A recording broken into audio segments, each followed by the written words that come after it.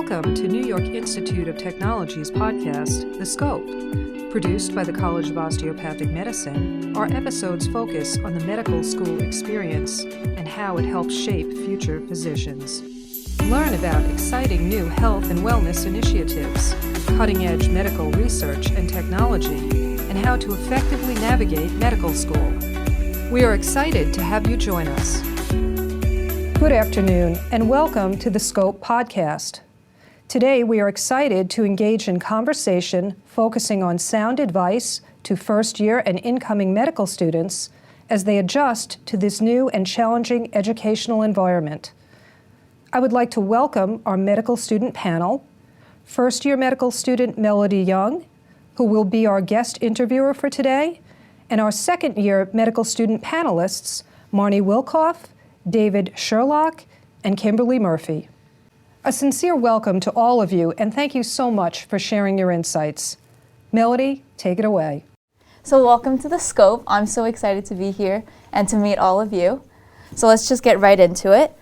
I know that a lot of rising medical students, and even myself a few months ago, I thought I had medical school all figured out and I knew what to expect going in. But obviously when I got here, there were some surprises. So is there anything that you wish you knew before medical school started? I wish I knew that, okay, yes, medical school is hard, but you're able to kind of do it all. You're able to have time for your friends and family. You're able to have a social life, and you're not constantly studying 24/7. Like, I thought coming in that it's only studying, which it is a lot of that, but you're able to make time for things that you previously enjoyed doing. I totally agree. That's one of the bigger and pleasant surprises that I definitely had. Mine was much more negative. Mine was that you can fail. Like, that was like a huge realization for me. Coming from undergrad, like you're in this position, like you obviously did well, and I thought I was a smart person. And then you get here and you're like, oh, I'm kind of dumb, but that's okay. But it's like relative to your peers, and I think that everybody is here for a reason and they have their own strengths. So just finding that strength and why you fit into this role is really important. So I think it was. I really wish I knew prior that it's okay not to be like top tier always. I think that's one of the biggest culture shocks that I had coming in. I came from undergrad and I feel like a lot of my peers had so much more clinical exposure, and I hear this medical jargon being thrown around and I'm like, wait, do I even belong here? Mm-hmm. And there's that like idea of like imposter syndrome where like you feel like you're inadequate. Mm-hmm. So what are some things that you might have done to kind of change your mindset? Just like focus like on the things that you're good at. It's like a very interesting panel because we literally have like number one and then like top 10% of our class like right next to me, and I'm so bottom 10% of our class. Passing, which is important, but definitely lower tier. But I know my strengths as like a student, and like I'm doing what I need to do, but I thrive in like those environments of like the extracurriculars and things like that. So I think every day I feel pretty inadequate with certain things with like academics and things of that nature, but I think it's really important to just like refocus on like what you are really good at. Like, I know where my strengths are, and it doesn't have to be in every area that somebody else has their strengths in. For sure. And I think another thing that first-year students go through, especially during that first semester of transition, is almost like relearning how to learn. Mm-hmm. Because all the techniques that we used as an undergrad like don't work here. Mm-hmm. So did you develop any tips or advice that you could give to first-year students to almost like make it easier? I think that you just need to understand coming into medical school that you can't compare yourself to anybody else. So a lot of people, they see that their friends are in the library for hours and hours a day, so they feel like they need to be, and vice versa. I think you just kind of need to find what works for you, and you can't really worry about what other people are doing because it's different for everybody. So another thing that first-year students go through during the first semester is that transition and finding a new way to learn, because the techniques that might have worked in undergrad or master's programs don't really work here. So do you, Kimberly, have any advice for first-year students on tips that you picked up here and there that might make this transition a little easier? Yeah, definitely. So I think that the most important thing is to just not compare yourself to others. Some people need to spend more time in the library, some people not so much. And I think it's important to find what works best for you, because what works for you might not work for somebody else. and that it's okay to fail. You're just trying to figure out how to study, how to do well. And if something's not working for you, the best way to find out is to just, fail and try again. But you will find what works for you. We're nearing the end of, I guess, my first semester and your third semester, your first semester as a second year. So are there any things that you've picked up on in terms of differences between the first and second year? And is there anything I should be expecting going in? You have a lot more time. Really? Yeah. Once you finish anatomy, you get a life, and it's so nice. But with that comes the responsibility of actually managing your time, because you can easily fall in. I'm on the 100th episode of Smallville, and I started it 3 weeks ago. I have the time to watch it, but should I be studying all the time? No, but should I be studying a little more? Maybe. So it's finding the time to dedicate back towards school, because as you know, you're in anatomy, you're studying everything, and then you finally get a break, you're going to want to just take a break. So you have to really manage how to get back into the swing of things once you're given the freedom to do with your schedule whatever you want to do. It's so much harder when they put the power back in your Oh hands. yeah. Oh yeah. Take time for yourself. Go to a movie, go out for lunch or dinner with friends. Or watch 100 episodes of Smallville. That advice that we just talked about, yeah, it pertains to second years, but it's also your second semester. Your first semester is packed, and it's rightfully done so, because it gives you the opportunity to figure out how you have to study with all of these things happening at once. And then your second semester is much lighter. Anatomy is going to push into the end of January, early February, but once that's done, you have all of second semester, first year to really manipulate your schedule with all extra free time. So all of the advice that we just said, that's totally applicable to first year. And I think it's important too, especially when you're a first year medical student, you get so caught up in anatomy and keeping up with lectures, managing your time, seeing your friends, that you just get so extremely overwhelmed. But finishing first year, even first semester, which you're about to do, is a huge accomplishment. Mm-hmm. And it's really important to just take a moment and just be proud of yourself that you got this far. Not many people ever get this far. And it's okay, to have some fun, relax, because things do, it seems like a very long process, but they start to lighten up, and you start to feel yourself out and understand what you have to do to succeed. So I know that after any experience that I have, I always like to introspect and think about things that I probably would have done differently. So if you were given the chance to redo your first year, what is something that you would probably do differently? I would take more time for myself and for my friends and family.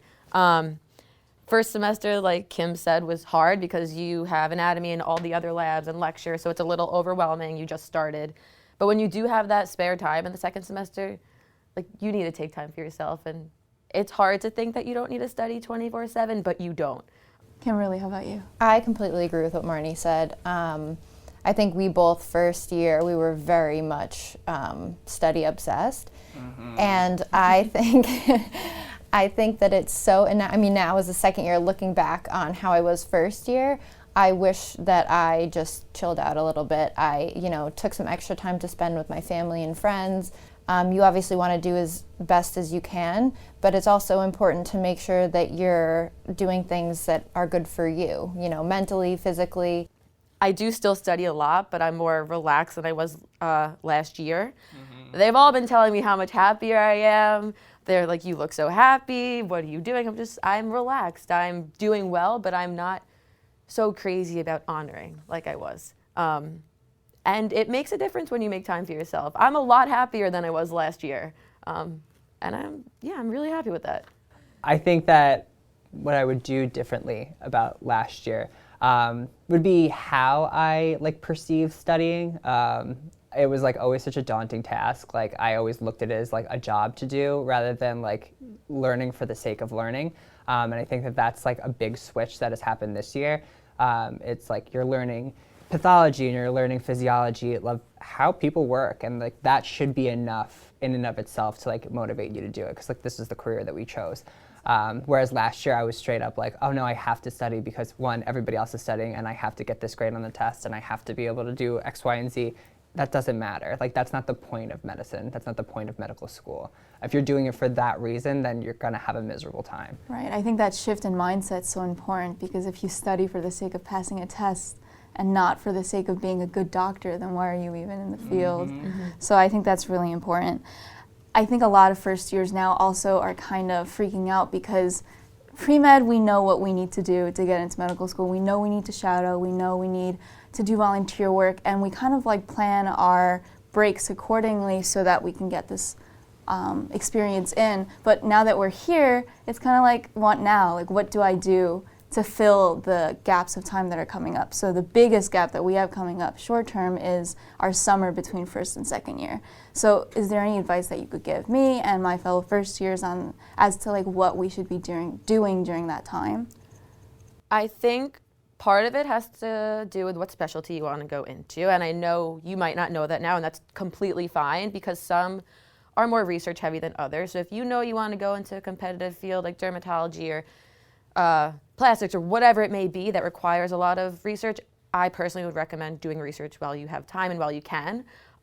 If you're unsure but research still interests you, do research. But a lot of people just relax. They go on trips. A lot of people go abroad. They go to Europe. They go on vacation with their family and friends. So if that's what you want to do that, because it's really one of the only summers you have to really take for yourself and do what you enjoy. I had no research experience, so like I wanted to keep my options open in terms of like what specialties do require research. So I actually did the summer research fellowship here at NYHCOM. So that was a great experience, but it had so much time outside of it that I literally had a full summer to do whatever I wanted.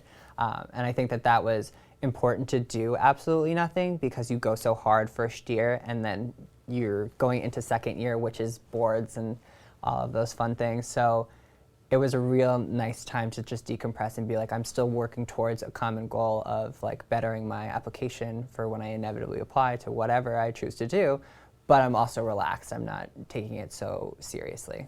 Unlike Marnie and David, I did nothing. Nice. I had some research prior to coming to medical school, and I went across the country. I went to Wyoming, I went to South Dakota, I went to Colorado, I went to Florida. I relaxed, I hung out with my family, and I worked at a horse barn. And I made some extra money working at a horse barn. Kim is our resident horse girl. Yes. And I enjoyed myself. I didn't really feel pressured. And also, I have a bunch of friends who are now fourth years, they were third years. They did most of their research in third year. They said that you'll always find time to do research. So if you're feeling extremely overwhelmed your first year and you feel like you need that break, it's okay to take that break. So I think when I came into medical school, I had friends who were already in medical school, and I just saw them sit and study for their entire life. And I absolutely love Zumba, and I was like, do I have to give this up when I get to medical school?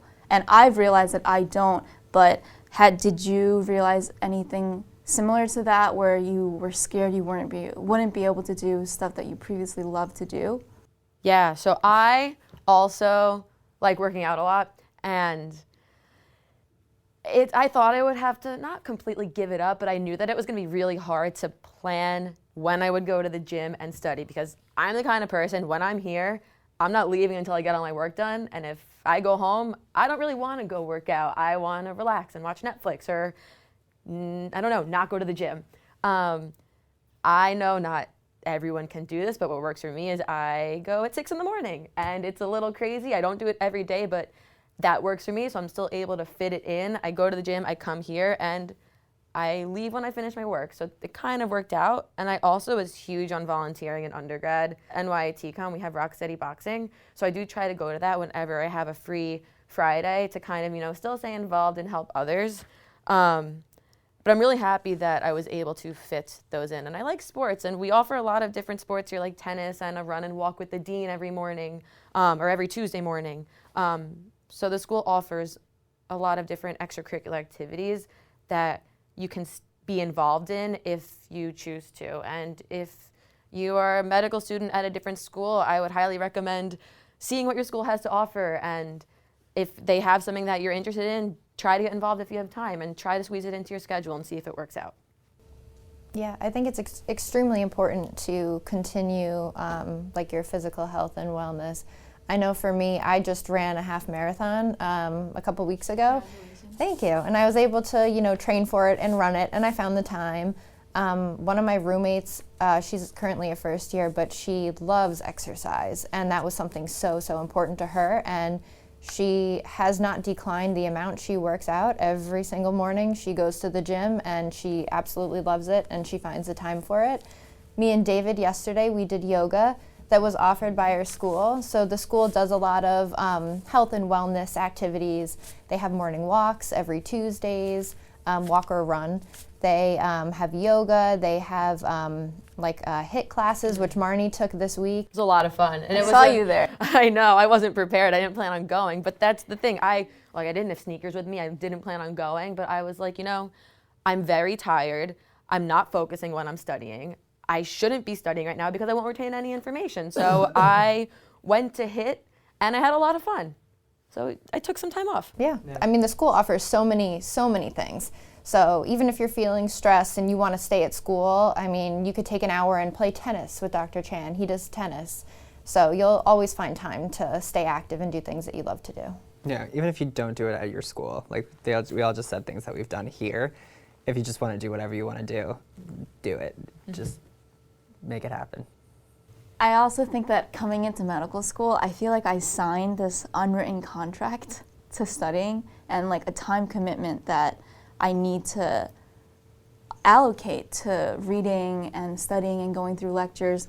And as a first year, I wanted to get involved, and I was involved in undergrad, but I spoke to a lot of colleagues of mine, and we're all scared that if we can't even get our academics in line, then what are we doing getting involved in clubs and such? And I know that you're all involved in Student Government Association, very active members.